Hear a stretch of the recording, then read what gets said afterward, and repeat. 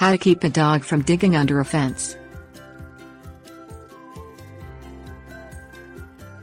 Does your dog keep digging under your fence and running away?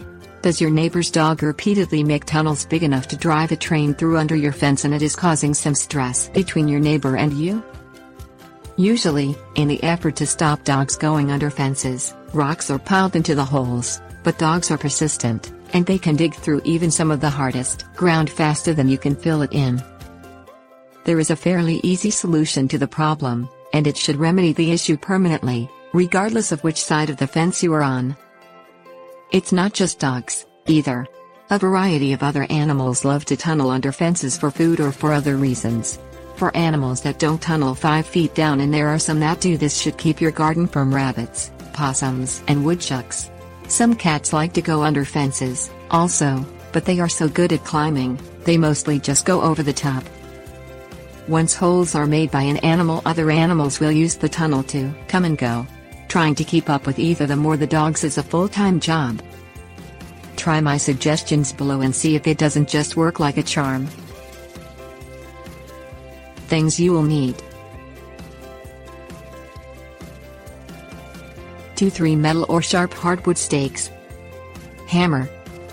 Measure how many feet of fence you need to treat. Determine how far apart your spikes, rods, etc. need to be to prevent the specific animal from passing through. For instance, if you have an adjoining fence of 50 and your neighbor's dog is a medium-sized dog, then you might choose to place your stakes about 10 apart. For a bigger dog, you may go with a foot apart or more. Look online or at your local building supply for either metal stakes or wooden stakes. You need to be sure that you can drive this stake 2-3 into the ground with a mallet or hammer.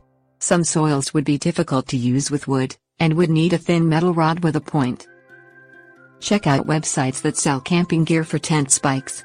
These are strong and pointed, designed to be driven into some very hard terrain.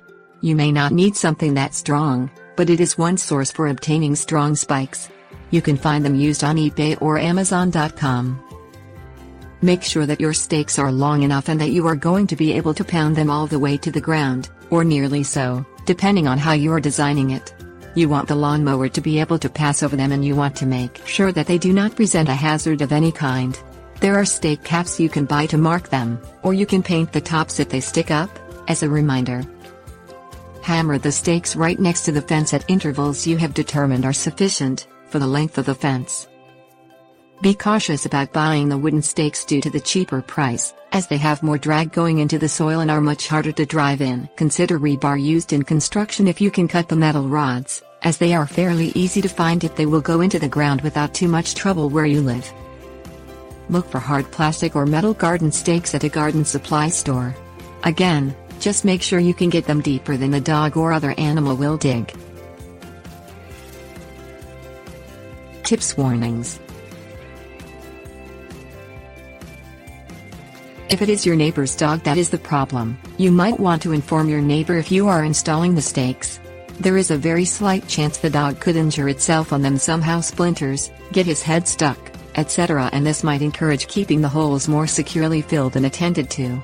In addition, a large dog might chew on wood stakes all the way through, so metal might be a better choice, depending on what you are dealing with.